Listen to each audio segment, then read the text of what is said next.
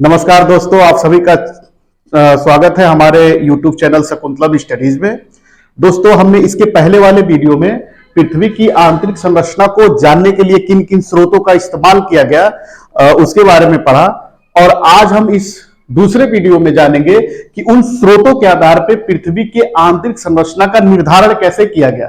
ठीक है, तो देखिए, जब स्रोत ज्ञात हो गए तो उसके बाद कई विद्वान आए और उन विद्वानों ने अपने अपने तरीके से पृथ्वी के आंतरिक संरचना का निर्धारण करना चालू किया। जैसे एक विद्वान थे डॉली, एक विद्वान थे जेफरीज, के बारे में आप जानते ही हैं, होम्स एक विद्वान थे। तो बहुत सारे विद्वानों ने अपने अपने तरीकों से पृथ्वी की आंतरिक संरचना का निर्धारण शुरू किया। देखिए, इसमें जो इंपॉर्टेंट है पी के पर्पज से या एग्जाम के पर्पज से, उसको हम देख लेते हैं। तो रासायनिक संगठन के आधार पे एडवर्ड स्वेस ने पृथ्वी के आंतरिक संरचना को 3 परतों में बांटा। ठीक है, अगर कभी पूछेगा प्रीलिम्स में तो इस तरह से पूछ सकता है कि रासायनिक संगठन के आधार पे पृथ्वी की संरचना को किस विद्वान ने विभिन्न परतों में बांटने का काम किया था, तो उसका उत्तर होगा एडवर्ड स्वेस ने। तो एडवर्ड स्वेस ने क्या किया कि पृथ्वी के आंतरिक भाग को 3 परतों में बांटा। एडवर्ड स्वेस का यह मानना था कि धरातल का जो बाह्य भाग है, सबसे जो बाह्य भाग है वो परतदार शैलों का बना है। ध्यान दीजिएगा, सबसे जो बाह्य भाग है ये वाला भाग, ये परतदार शैलों का बना हुआ है। इसके जस्ट नीचे वाला जो भाग है वो रवेदार शैलों से बना हुआ है। इसके नीचे जो है उन्होंने विभिन्न के 3 परतें बताई। सबसे पहला जो परत उन्होंने बताया वो कहा, सबसे पहला जो परत है वो सियाल का है, सियाल। दूसरा परत उन्होंने कहा सीमा, और उसके नीचे उन्होंने बताया कि नीफे की परत पाई जाती है। तो थोड़ी सी हम विशेषता जान लेते हैं। तो सबसे पहले ऊपरी परत को एडवर्ड स्वेस ने कहा सियाल। तो ये जो सियाल नामक की परत है ये ग्रेनाइट चट्टानों की बनी होती है। ध्यान दीजिएगा, ग्रेनाइट चट्टानों से बनी होती है और इसमें सिलिका और एल्यूमिनियम की प्रधानता होती है। SI से सिलिका होता है और Al से एल्यूमिनियम की प्रधानता होती है। एडवर्ड स्वेस ने फिर कहा कि सियाल के नीचे सीमा की परत पाई जाती है। सीमा की जो परत है ये किससे बनी होती है? बेसाल्ट चट्टानों से। किससे? बेसाल्ट चट्टानों से। और इसमें सिलिका और मैग्नीशियम की प्रधानता होती है। सिलिका और मैग्नीशियम की प्रधानता होती है। फिर उन्होंने बताया कि सीमा के बाद नीफे की परत होती है। नीफे में क्या क्या होता है? निकिल और फेरियम। इसमें निकिल और फेरियम तत्वों की प्रधानता होती है। एडवर्ड स्वेस ने यह भी बताया कि हम जब ये अंतरम भाग की बात करें तो यहां पे फेरियम का होता है लोहा। लोहे की उपस्थिति से एक बात का पता चलता है कि पृथ्वी के केंद्र में चुंबकीय शक्ति विद्यमान है, या पृथ्वी की स्थिरता को भी बताता है। आप समझ गए, एडवर्ड स्वेस ने 3 परतों में बांटा पृथ्वी के आंतरिक भाग को। सबसे पहला परत उन्होंने कहा सियाल की है, दूसरा सीमा की और तीसरा नीफे की। ठीक है, अब आप आइए दूसरा भूकंपी। फिर भूकंपी लहरों के आधार पर पृथ्वी के आंतरिक भाग को 3 भागों में बांटा गया। ठीक है, सबसे पहला जो भाग था उसको लिथोस्फीयर नाम दिया गया, दूसरे भाग को पायरोस्फीयर नाम दिया गया और तीसरे भाग को बैरीस्फीयर नाम दिया गया। क्या? भूकंपी लहरों के आधार पर फिर पृथ्वी के आंतरिक भाग को 3 भागों में बांटा गया। पहला लिथोस्फीयर जिसे स्थलमंडल कहा जाता है, दूसरा पायरोस्फीयर और तीसरा बैरोस्फीयर। भूकंपी लहरों के आधार पर पूछेगा तो ये बताएगा लिथोस्फीयर, पायरोस्फीयर और बैरोस्फीयर। थोड़ा सा विशेषता आप देख लेते हैं लिथोस्फीयर की। तो लिथोस्फीयर की जो गहराई मानी गई वो मानी गई कि 0 से लेकर 100 किलोमीटर तक की गहराई में ये लिथोस्फीयर या स्थलमंडल पाया जाता है। इसकी ये जो बना है ये भूप्रपट्टी और ऊपरी मेंटिल से मिलकर बना है। आगे हम भूप्रपट्टी और मेंटिल को समझेंगे। लिथोस्फीयर के घनत्व के बारे में बताया गया कि लिथोस्फीयर का जो घनत्व है वो 3.5 ग्राम प्रति घन सेंटीमीटर स्क्वायर है। लिथोस्फीयर का घनत्व कितना है? 3.5 ग्राम प्रति घन सेंटीमीटर स्क्वायर। फिर अब इसके बनावट के बारे में बताया गया। ये बताया गया कि लिथोस्फीयर जो है वो ग्रेनाइट चट्टानों का बना हुआ है। ठीक है, जिसमें क्या है? सिलिका और एल्यूमिनियम तत्वों की प्रधानता है। किसकी प्रधानता है? सिलिका और एल्यूमिनियम तत्वों की प्रधानता है। लिथोस्फीयर के बाद फिर पायरोस्फीयर नामक एक भाग पाया जाता है। इसकी जो गहराई है वो 100 किलोमीटर से 2880 किलोमीटर की गहराई मानी गई। इसका जो डेंसिटी है, घनत्व है, वो है 5.6 ग्राम प्रति घन सेंटीमीटर स्क्वायर। पायरोस्फीयर का घनत्व कितना है? 5.6 ग्राम प्रति घन सेंटीमीटर स्क्वायर। पायरोस्फीयर जो है वो बेसाल्ट चट्टानों का बना हुआ है, जिसमें सिलिका और मैग्नीशियम नामक तत्वों की प्रधानता है। तीसरी जो परत है वो बैरी स्फीयर की परत है। इसकी जो गहराई है वो 2880 से 6371 किलोमीटर तक। कितनी है? 2880 से 6371 किलोमीटर तक है। ठीक है। बैरी स्फीयर की जो घनत्व है वो है 8 से 11 ग्राम प्रति घन सेंटीमीटर। कितनी है? 8 से 11 ग्राम प्रति घन सेंटीमीटर। और इसमें क्या है? निकिल और फेरियम नामक तत्वों की प्रधानता है। तो आप समझ गए, भूकंपीय लहरों के आधार पर पृथ्वी को 3 मंडलों में बांटा गया। पृथ्वी के आंतरिक भाग को लिथोस्फीयर, पायरोस्फीयर और बायोस्फीयर। ठीक है। अब हुआ क्या कि अब इसके बाद भी बहुत सारे विद्वानों ने अपने अपने तरीके से पृथ्वी की आंतरिक संरचना का निर्धारण किया। अभी जो वर्तमान में जो है, ये जो सारे मत थे सारे अब ये पुराने पड़ गए। ठीक है। अब नए में क्या हुआ कि हमने मानवकृत और जो प्राकृतिक भूकंप आते हैं उसके दौरान जो लहरें उत्पन्न होती हैं उनका हमने वैज्ञानिक अध्ययन और विश्लेषण किया। और उसके बाद आयुजीजी के शोध के आधार पे अब पृथ्वी के आंतरिक भाग को 3 भागों में बांटा गया। पहला भूप्रपर्टी, दूसरा मैंटिल और तीसरा कोड। समझ गए? तो किसरे बट अभिनव मत किसका मान्य होता है? आयुजीजी का। थोड़ा सा आयुजीजी के बारे में आपको बता दूं। आयुजीजी का फुल फॉर्म होता है international union of geodesy and geophysics. यह एक गैर अंतरराष्ट्रीय गैर सरकारी संगठन है। इसकी स्थापना 1919 में हुई थी ब्रुसेल्स में, बेल्जियम में। ठीक है। उसके बाद वर्तमान में एक जगह है पोट्सडैम जर्मनी में, वहां पे इसका मुख्यालय है। ठीक है। और ये जो संस्था है आयुजीजी, यह पृथ्वी और उसके वातावरण का भौतिक, रासायनिक और गणितीय तरीके से अध्ययन करने का काम करता है। तो आप आयुजीजी के बारे में जान गए। ठीक है। अब आयुजीजी और भूकंपीय लहरों के आधार पे जो पृथ्वी के आंतरिक भाग को 3 भागों में बांटा गया, भूप्रपर्टी, मैंटिल, भूप्रपर्टी को अंग्रेजी में क्रस्ट कहते हैं, मैंटिल और क्रोड। ठीक है। ये चीज आप समझ लीजिए। ठीक है। अब इसके बाद क्या किया गया कि घनत्व में भिन्नता के आधार पे फिर इन तीनों पार्टों को 2-2 पार्टों में बांटा गया। जैसे भूप्रपर्टी को ऊपरी भूप्रपर्टी, निचली भूप्रपर्टी या ऊपरी क्रस्ट, निचली क्रस्ट भागों में बांटा गया। मेंटिल को ऊपरी मेंटिल और निचली मेंटिल में बांटा गया। क्रोड को बाह्य क्रोड और आंतरिक क्रोड में बांटा गया।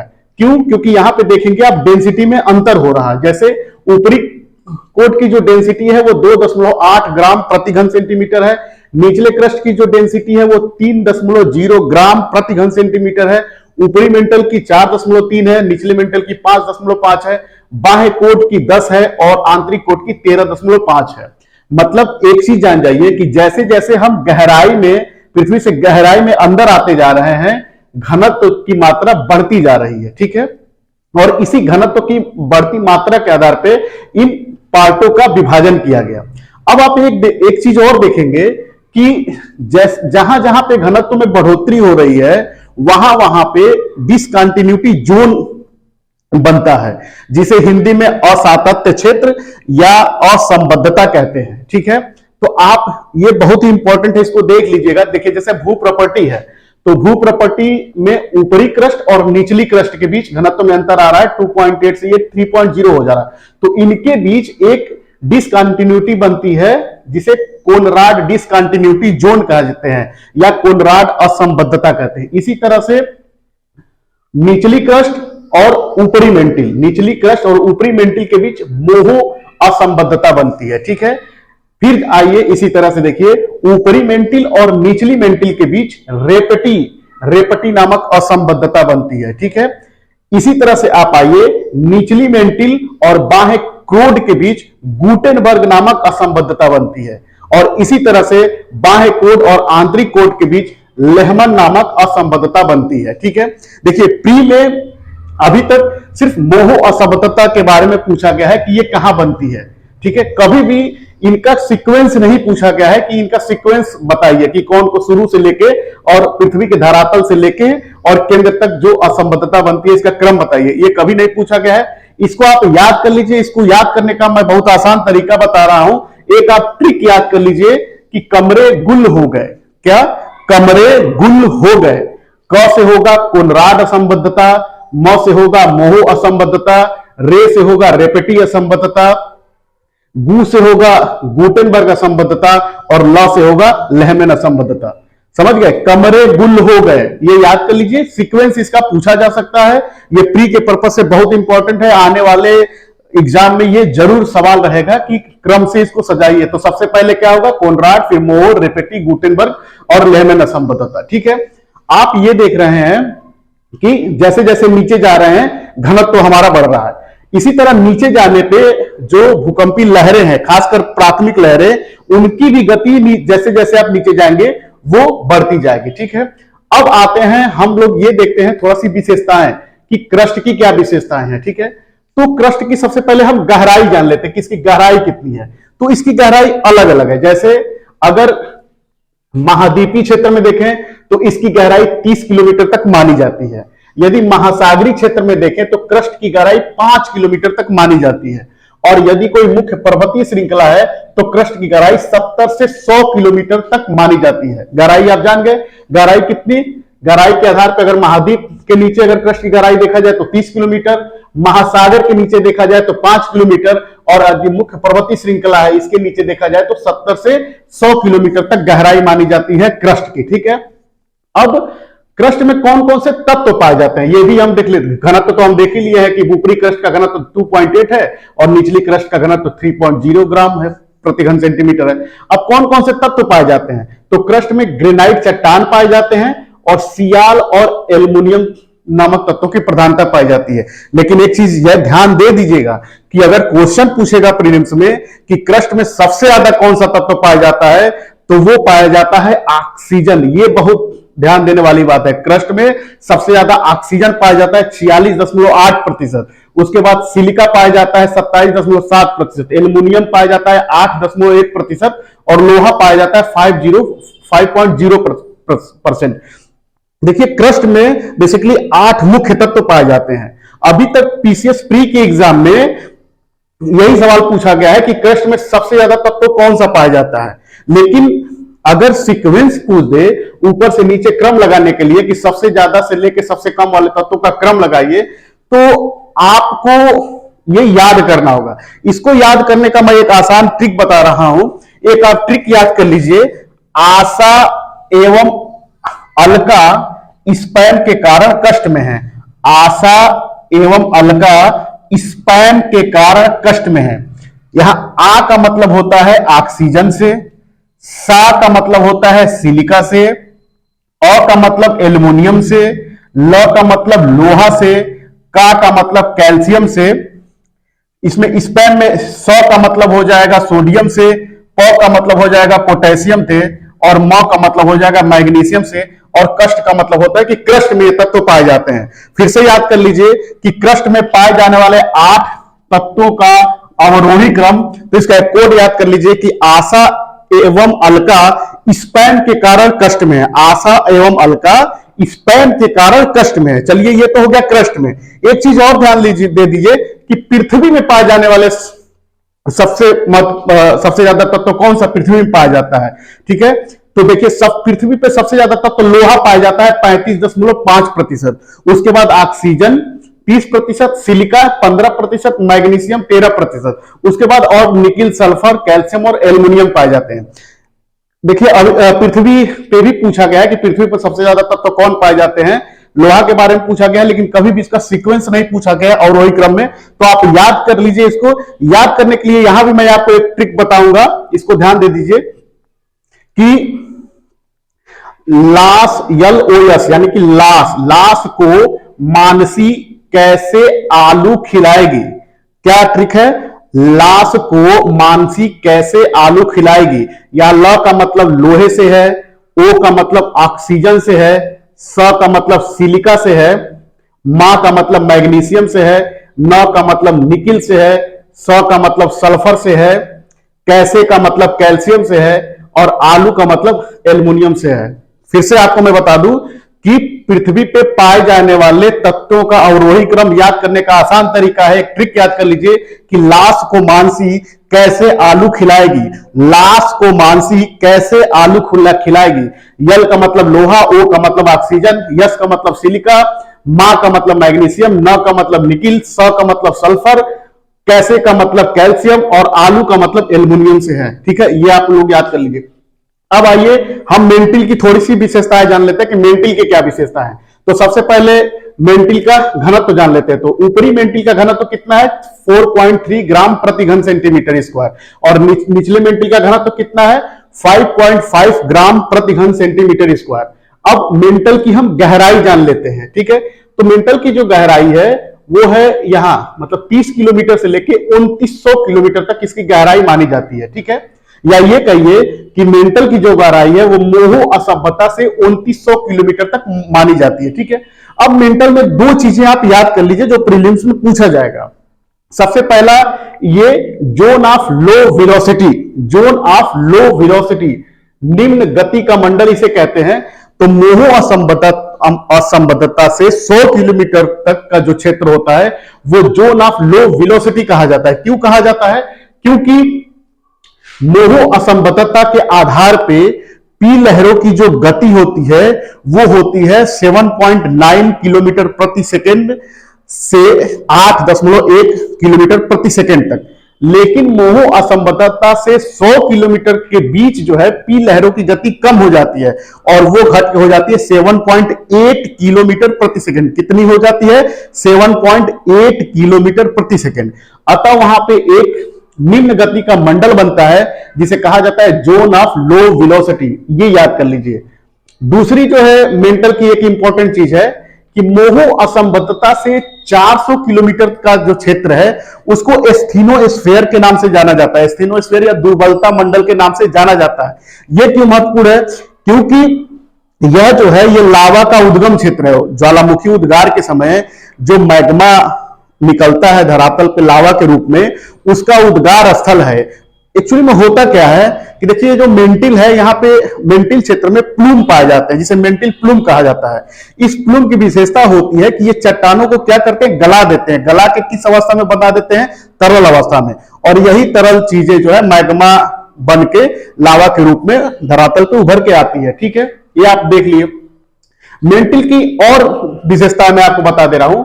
मेंटल जो है पूरे पृथ्वी के आयतन का 83% क्षेत्र कवर करता है।